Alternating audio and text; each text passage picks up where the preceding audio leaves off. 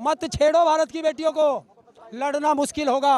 और ये जंतर मंतर पर बैठ गई हैं, ऐसा इतिहास लिखेंगी मोदी, तुझे पढ़ना मुश्किल होगा। अगर तुम पद पर रहोगे तो तुम जांच को प्रभावित करोगे। भारत से संविधान खत्म हो चुका है, लोकतंत्र की हत्या हो चुकी है। संविधान है जब तो आप बोल रहे हम हैं। लोग पॉजिटिव रहते हैं, नेगेटिव तो आज तक ना सोचा ना कभी सोचेंगे।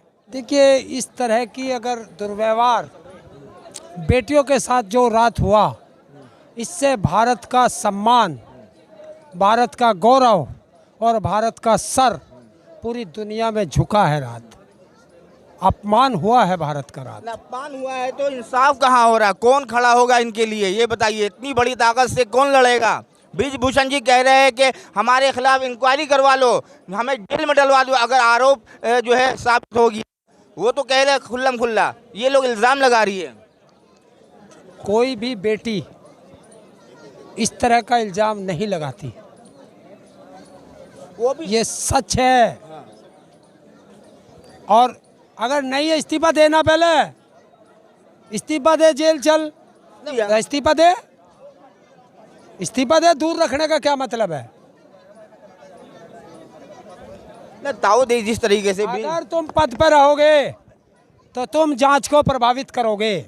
क्या लगता है इन बेटियों को, देश की जो बेटियां हैं जो हरियाणा से आकर के जंतर मंतर पे बैठी हैं, इनको इंसाफ मिलेगा? कौन दिलवाएगा इंसाफ? ताऊ आप दिलवाएंगे इंसाफ? तो इनका सारा परिवार ही तो है। ये किसकी बेटी है? देश की। तो पूरे देश कौन हुआ इनका गार्जियन? तो पूरा देश इनका भाई है, इनका पिता है, इनकी बहन है, इनकी माताएं हैं। तो पूरा देश आज देखा ना, बच्चों को मैंने कहा था मत छेड़ो भारत की बेटियों को, लड़ना मुश्किल होगा। और ये जंतर मंतर पर बैठ गई हैं, ऐसा इतिहास लिखेंगी मोदी, तुझे पढ़ना मुश्किल होगा।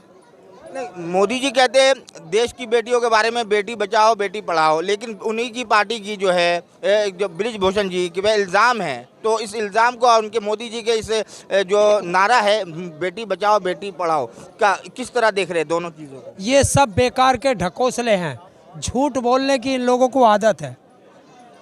क्या मोदी को ये नहीं दिख रहा कि जब ये बेटी मेडल लाई थी, जब तो घर बुला कर इनके साथ फ़ोटो खिंचवा रहा था, आज ये बेटी न्याय मांग रही है उसके घर के नीचे बैठी हुई, उसे दिखाई नहीं दे रहा?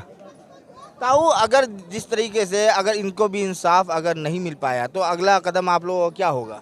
इंसाफ मिलेगा। मिलेगा। हम लोग पॉजिटिव रहते हैं, नेगेटिव तो आज तक ना सोचा ना कभी सोचेंगे। ये भारत के किसान हैं और ये वो किसान हैं कि हर बार न्याय लेकर के ही जाते हैं। जब तक इनको न्याय नहीं मिलेगा तब तक ये आंदोलन शांतिपूर्वक पूरे देश में जारी रहेगा। आंदोलन जारी रहेगा बिल्कुल, जब तक ये लोग इन लोग इंसाफ नहीं मिलेगा, ये लोग जंतर मंतर पे बैठे रहेंगे।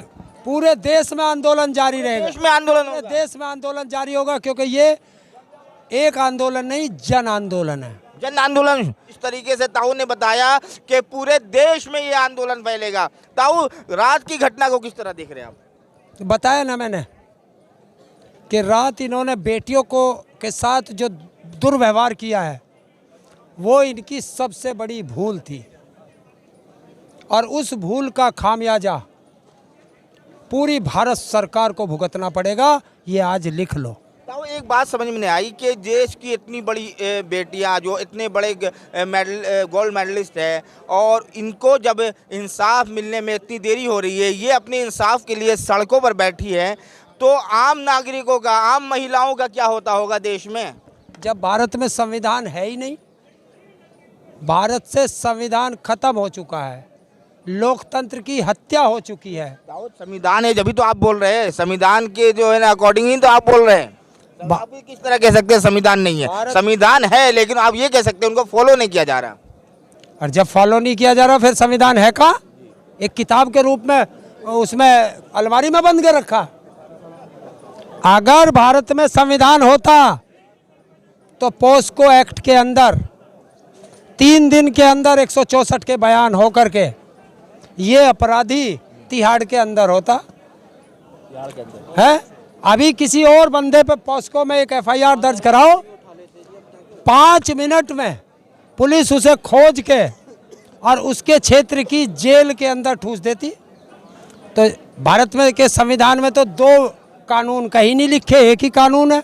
तो भारत में ये 2 कानून क्यों हैं? भारत में 2 कानून क्यों हैं, ताऊ का सवाल। दर्शकों में बता दूं कि महिला पहलवान जंतर मंतर में बैठी है और ब्रिजभूषण जो है उनके खिलाफ एफआईआर भी हो चुका है पॉस्को एक्ट के तहत, लेकिन उनकी गिरफ्तारी नहीं हुई है। लेकिन कल देर रात जो है इनके साथ जो बदतमीजी भी हुई है पुलिस द्वारा, और बताया जा रहा है कि शराब के नशे में धुत ये पुलिस वाले इनसे आकर के गाली गलौज भी किया है और बदतमीजी भी की है। उस दौरान लोग गुस्से में आकर के जंतर मंतर पे अपने यानी कि अलग अलग अन्य राज्यों से आकर के, हरियाणा से भी आकर के लोग यहाँ जंतर मंतर पे उनके समर्थन में खड़े हुए हैं और उनको इंसाफ दिलाने के लिए ये आंदोलन जो है, ताऊ ने अभी बताया कि जन आंदोलन की शक्ल ले लिया है। यूपी से भी आए, मैंने अन्य राज्यों को बताया, सब आता है उनमें जी। तो दर्शकों वीडियो को ज़्यादा से ज़्यादा शेयर करें और महिला पहलवान को इंसाफ मिलेगा या नहीं मिलेगा कमेंट सेक्शन में कमेंट करके ज़रूर बताएं।